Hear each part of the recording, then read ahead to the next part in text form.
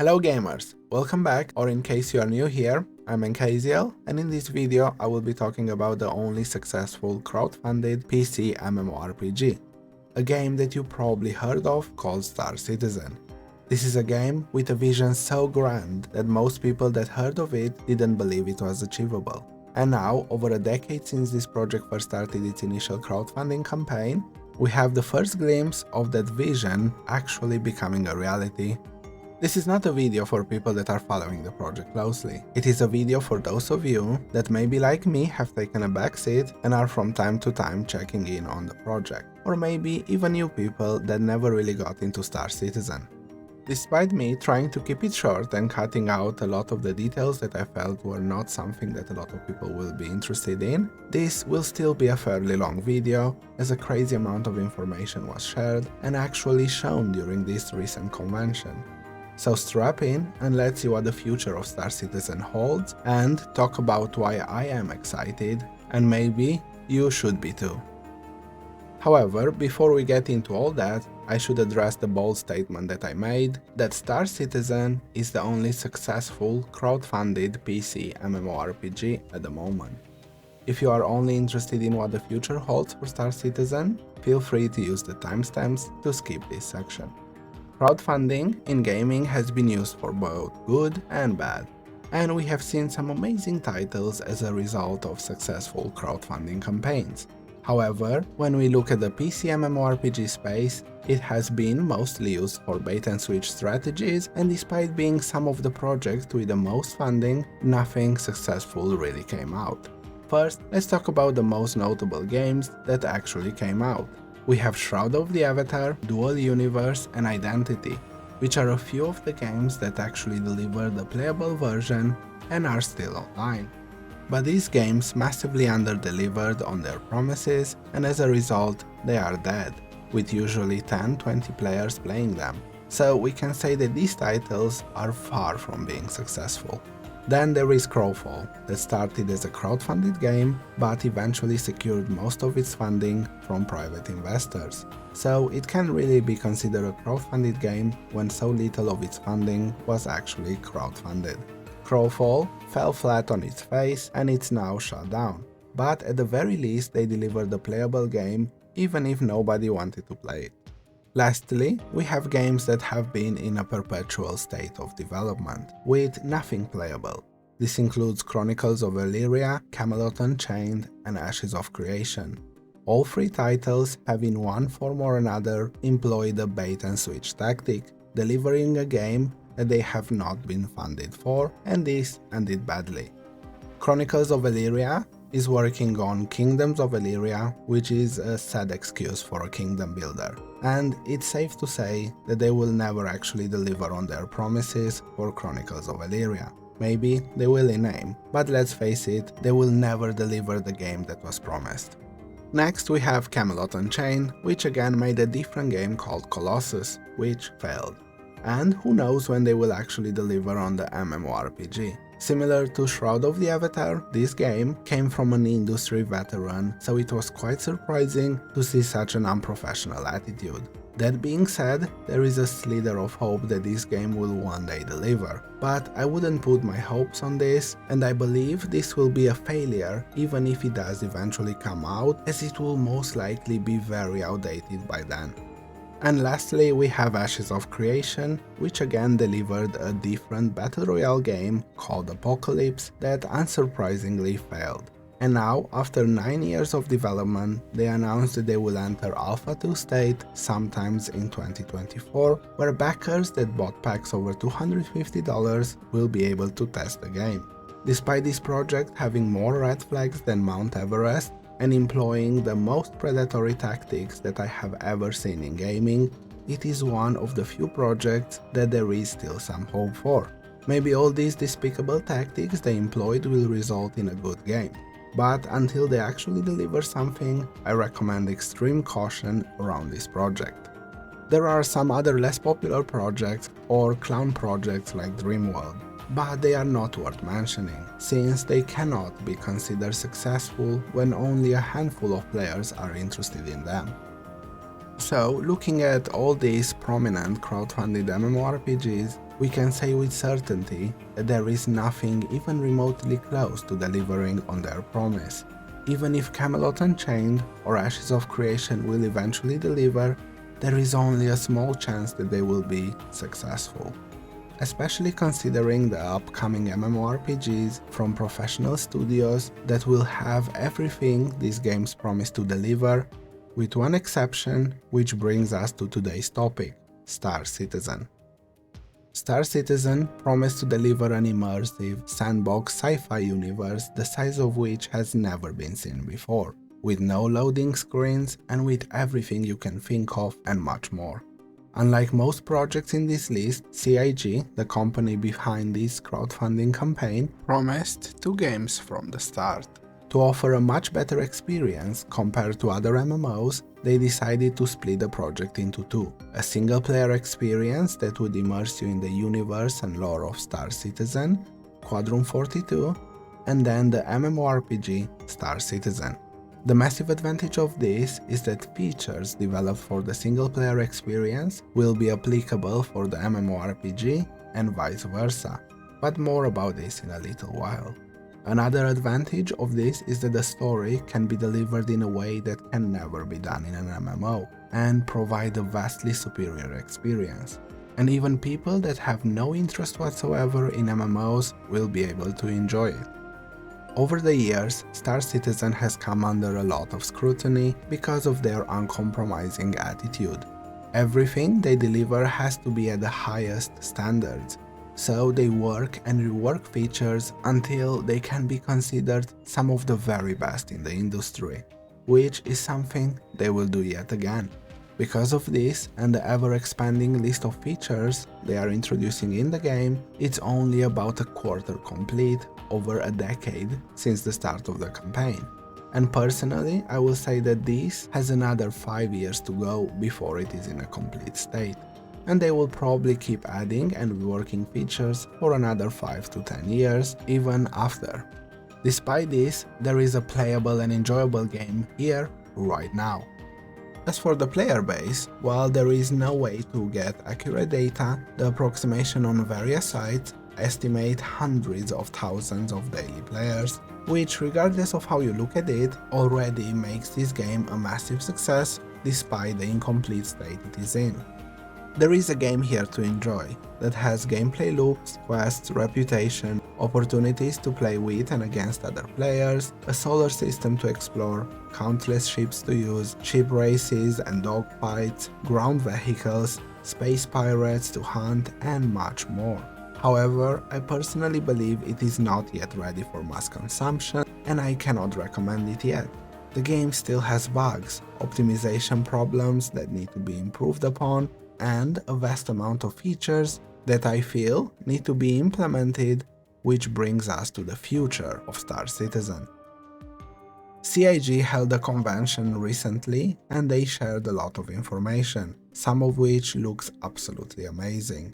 Most of this will be implemented during 2024 if there are no delays, and I believe after the vast majority of these changes will be implemented into the live servers, the game will be in a much better state, and if I go by what was shown during this convention, I will be able to fully recommend this game to others. Alright, so let's go over what was shown during this convention that got me so excited for the future of Star Citizen. The first thing we should talk about is the engine this game is built on, which is a modified version of CryEngine, and they officially call it Star Engine. I don't think I have to go in every single detail, since it will be boring unless you're a tech-savvy individual, but I will try to summarize the details in an easily digestible format that hopefully everyone can understand. Firstly, they massively improve details and the way the environment scales and looks, and the transition between macro and micro, which is fundamentally important for a game that goes from the size of a solar system to individual places on a planet. Water, fire, fog, and the interaction these elements have with the environment have been massively improved as well. It's quite realistic, and this will play an important role in various features like fires on board of a ship. They have also been working on a realistic, dynamic weather system, but that is not yet ready, and it will not be for a while. They talked about introducing various upscaling technologies as well as upscaling technologies developed by them, and introducing ray tracing, global illumination. These technologies basically mean that they will be able to deliver a more consistent experience on a wider range of devices.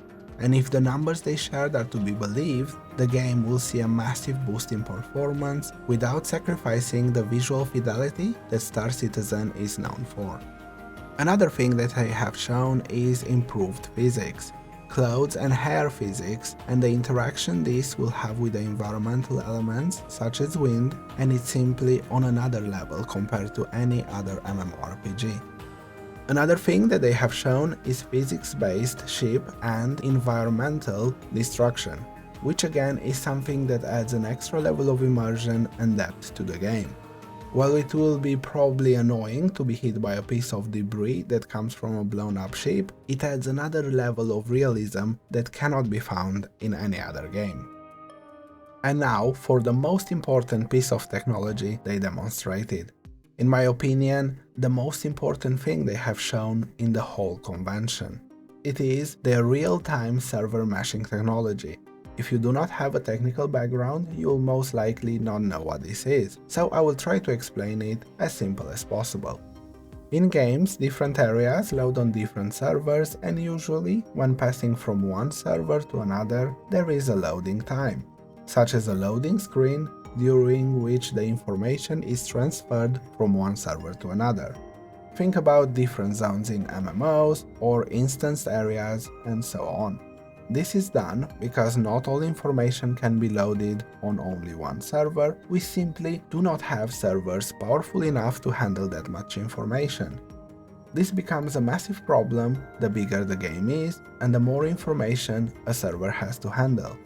As you can imagine, a game like Star Citizen that has hundreds of thousands of features and things happening at the same time everywhere in the game needs a lot of servers to be able to handle this information, and having loading screens every 30 meters or having only 100 people on a server is not a viable solution to achieve the vision the game has.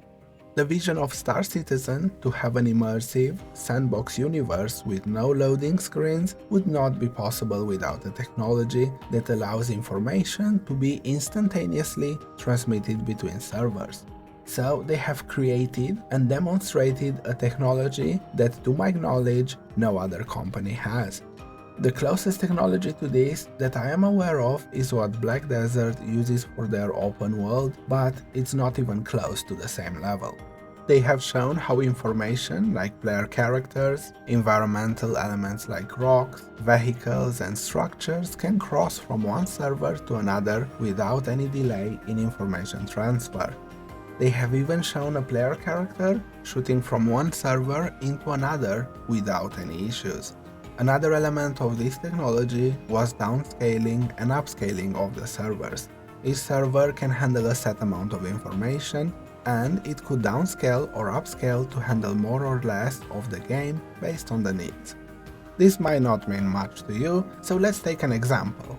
In an 100 versus 100 spaceship battle, where thousands of players would participate, the inside of spaceships would be handled by some servers, while the outside would be handled by others, and so on, which would basically enable any size conflict, as the number of servers needed to handle the information would scale with the size of the conflict.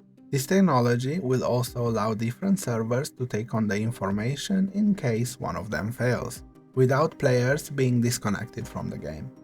The concerns that get raised for me are that this needs to be first implemented in a live environment before we can celebrate, and then the inevitable limitations of end-user hardware. Because while the server might be able to handle the information, user hardware might not. I do not mean to downplay this monumental achievement, and it will be absolutely amazing to see this in a live environment, which they said should be soon. If the convention stopped here, it would have still been pretty impressive, but they didn't stop there. So the next topic that I would like to talk about is their single player experience, Squadron 42. We fight today So in 40 years from now, when you're surrounded by everything and everyone you hold dear, and they ask, what did you do in the Battle of Vega? You can look them in the eye and say, I held the line. Men and women of the Second Fleet, I am proud to stand with you today. Good luck. The big announcement regarding Squadron 42 is that it's feature complete, and now they are working on polishing and optimizing the experience, which in development is the last step before the game is ready to be delivered.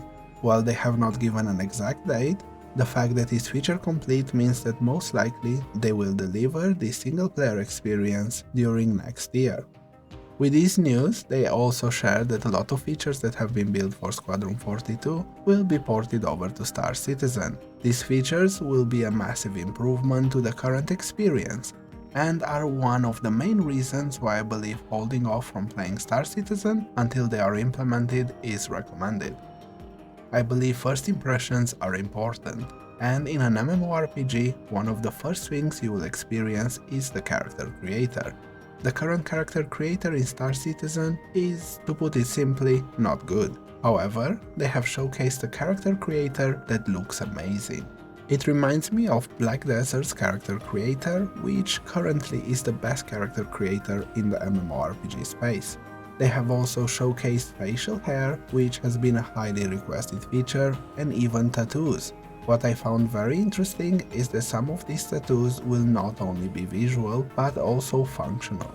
These tattoos will play a role in the new solar system they are introducing next year, and the reputation system related to the factions in it. The depth of this character creator seems to be amazing, and will without a doubt be a contender for the best character creator spot once it comes out. Another element that is part of first impressions is the user interface. Currently, the user interface in Star Citizen is acceptable, but nothing impressive, so they are completely reworking it. This new user interface is something that can be said to both be easy to use and understand. It also encompasses all the functionalities this game has. In line with this, they are also reworking the way you interact with the environment. The interaction menu is simplified, and they also showcase animations for all the interactions, further improving the immersive element for those that appreciate it. In my opinion, small details like this is what makes the difference between a good game and an exceptional one. It's small details that you might not put much value on when they are there, but you will notice when they are not. A feature of the user interface that is simply not good in its current format is the map. It's not easy to create a map in a 3D environment, especially one that is easy to read, but I believe they have managed to improve this element. The map will be reworked and will have a holographic look that will be much easier to read and understand, and will update in real time with elements within range. They have also added various features, such as ping and the ability to generate waypoints for your friends and guild members. The map will also be able to plot a course for you to reach your destination, so another great addition that will make it much easier for new players to get into the game. But they didn't stop there. It would not be a space exploration game without the exploration element. They introduced a new scan ability. This will be something that both your character will be capable of, and of course there will be specialized ships for this purpose. This ability will have two functions. The first application will be to scan and give you real-time information on your surroundings. Of course, this will have implications when considering stealth gameplay, and we will have to see how it is implemented. But they have said that initiating a scan might reveal your position, and I would have to assume there will be ways to avoid being scanned, such as stealth armors or stealth ships. The second function of scanning will be mapping your environment and actually the exploration of space. They showcase the ability to download a map from a space station, and I will have to assume this will open up the ability for players to explore various planets and sell those maps. They have also discussed a highly anticipated feature that I am sure many of the players that play the game have been waiting for, and this is the ability to build bases. Building bases will require blueprints that will be obtained in various ways, and the actual building will be performed by specialized ships. There will be 3 types of bases, and this will be based on their location. The location in high security zones, medium security zones, and no security zones. They all have their advantages and disadvantages. High security zones will require land claim and will allow you to create invulnerable bases. The disadvantages of this will be the taxes will be high, so profits you might generate from the base will be low. Low security zones will also require a land claim and will have average taxes but will only offer partial protection. Basically, average cost and average return kind of situation. And lastly, no security zones, which will not require a land claim and there will be no taxes. So the profits you will be able to generate will be high. However, you will have no protection. This all sounds very cool. I think they will probably monetize the land claims. That being said, if we go by how they handle ship acquisition, there will be probably ways to obtain these land claims in-game. Realistically, the people most invested in the game will probably want a base in no security zones, so they can generate the most profit. And the game literally has planets, so there is no shortage of available locations. Talking about a place that you can call your own, they have also mentioned player-owned space stations, but I think it is safe to assume that those will be further away and might not be something released during 2024. All these base building elements will also come with the ability for players to manufacture different things, even ships. The cool thing they shared is that based on the player proficiency and the materials used, the properties of these items will differ. At this time, all you can do in Star Citizen is be a mercenary or a pirate. In my opinion, a sandbox needs more avenues, like explorer, crafter, and so on. What I would personally like to see is player-made corporations that will end up being renowned on the server for creating, for example, the best weapons or the best ships and so on. Talking about non-combat roles, they have also showcased engineering elements, where engineers will be able to actively repair and deal with hazards during spaceship fights. This will include using a fire extinguisher, repairing and replacing damaged components, and even venting a section of a ship to stop a fire from spreading. We could talk for hours about this element, so I'll cut it short, and just say that these are elements that any sandbox desperately needs, since not all players enjoy combat. And a sandbox is supposed to be a massive, immersive world, so base building and crafting will be a massive step towards that goal. Another element that they have shared was faction-owned zones. This will involve both friendly gameplay, where you complete missions, gain reputation and rank up, and gain access to different areas and benefits in the location owned by that faction, as well as the ability for players to be hostile towards these factions and raid these facilities. This will be Star Citizen's version of raiding, which will involve fighting your way into a deep underground facility, completing puzzles, and extracting valuable resources. Another massive addition that was disclosed, and players that were at the event even got to test, was the new star system called Pyro. This star system will have an overall disheveled look, and as I mentioned previously, will have its own unique factions and defining features. There are a lot more elements that have been shown and discussed, and I feel like the video is getting pretty long, and if you're not already asleep, you might soon be. And since I have already covered what I felt was the most impactful, I will just quickly mention the other changes that are coming. Among these, the most important piece of news is that they have greatly improved their asset library, so locations will feel less repetitive.